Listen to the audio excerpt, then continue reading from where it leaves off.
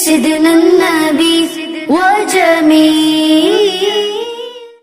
Psychology کی کتابیں پڑھی ہوں یا ابھی بھی جیسے انٹرنیٹ کے اوپر بھی سرچ کریں، اس وقت کا جو یوں کہہ لے کہ ذہنی سکون کے لیے اس وقت جو one of the best formula شمار کیا جاتا ہے وہ ہے میڈیٹیشن.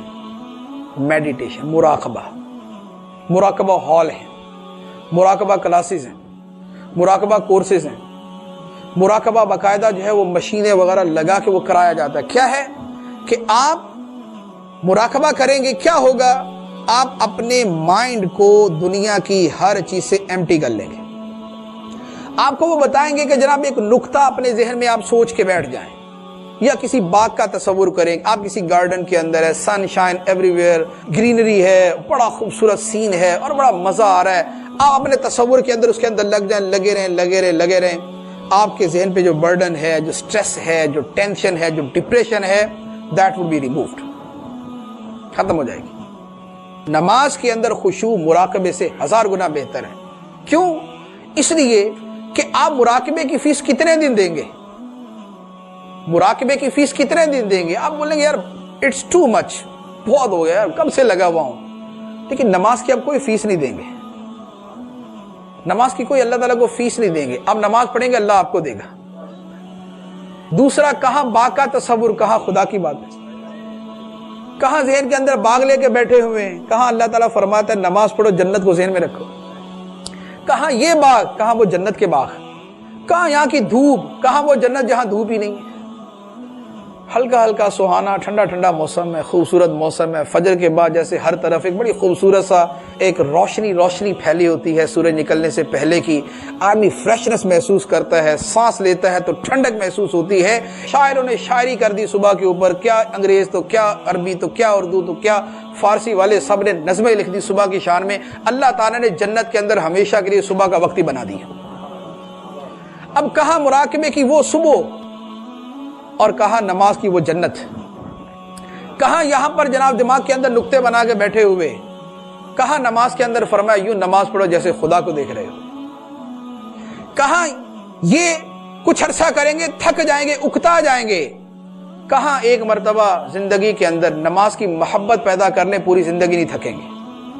پھر کام کر کے تھک جائیں گے، نماز سے نہیں تھکیں. پھر دل کرے گا یار نماز ہی پڑھے. کیوں؟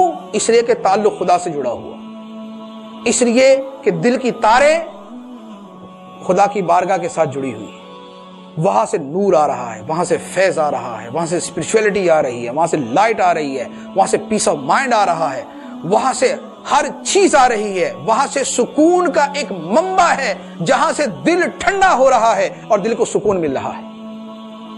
تو جب وضو کر کے جب نماز پڑھتے ہیں، جو اس کے اپیرنٹلی ہمیں اپنے بدن کے اعتبار سے اور ذہن کے اعتبار سے اور دل کے اعتبار سے فوائد ملتے ہیں، آپ یقین کیجئے یہ ایسی چیز نہیں ہے کہ میں آپ کو کسی عالم الغیب کی باتیں بتا رہا ہوں. اب بھی آپ گھر جائیے گا، نماز پڑھیے گا اور اسی طرح نماز پڑھیے گا پوری توجہ کے ساتھ. اب بھی آج کی رات ہی آپ اس کا ایکسپیریمنٹ کریں.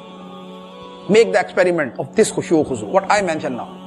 خشوع والی نماز کون سی ہوگی؟ جس نماز کے اندر فیملی دماغ میں نہیں آئے گی، جس کے اندر کاروبار دماغ میں نہیں آئے گا، جس کے اندر جو ہے وہ کوئی جاب، کوئی اپنے کوئی اس طرح کی پرابلم ذہن میں نہیں آئے گی.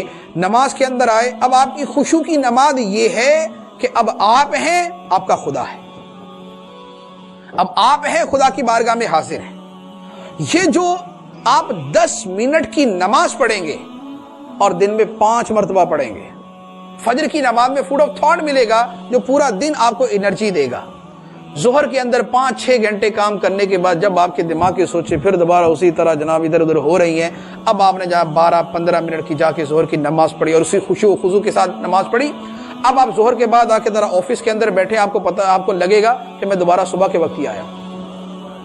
پھر وہی فریشنس ہے، وہی تر و تازگی ہے، وہی آپ حشاش بشاش ہیں، آپ فریش فیل کر رہے ہیں. اب 3 گھنٹے اور کام کیا، صبح تو 5 گھنٹے کام کیا تھا، اب 3 گھنٹے کام کریں گے، اثر آ جائے گی.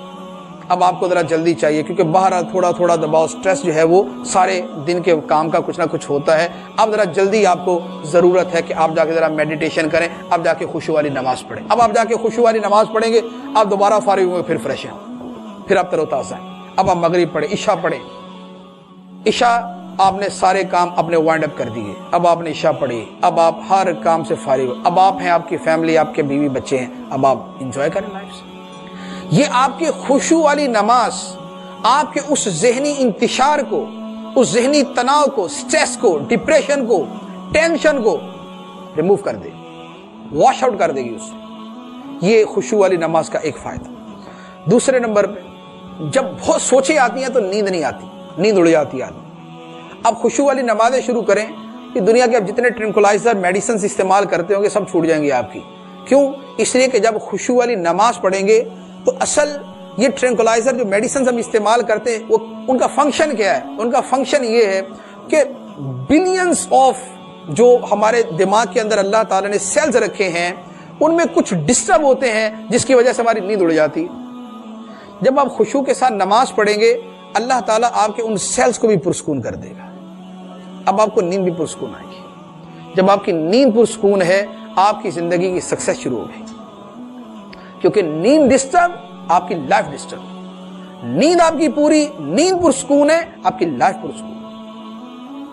تو یہ آپ کے خشوع کے ساتھ نماز پڑھنے کی ایک اور فائدہ۔ قد افلح المؤمنون الذین هم فی صلاتهم خاشعون، فلاح پا گئے ایمان والے جو اپنی نمازوں کے اندر خشوع اختیار کرتے ہیں، جو اپنی نمازوں کے اندر توجہ کے ساتھ حاضر ہوتے ہیں، جو اپنی کنسنٹریشن کے ساتھ اور اپنے دل کے ساتھ اللہ کی بارگاہ میں حاضر ہوتے ہیں، انہیں یہ نصیب ہوتا ہے۔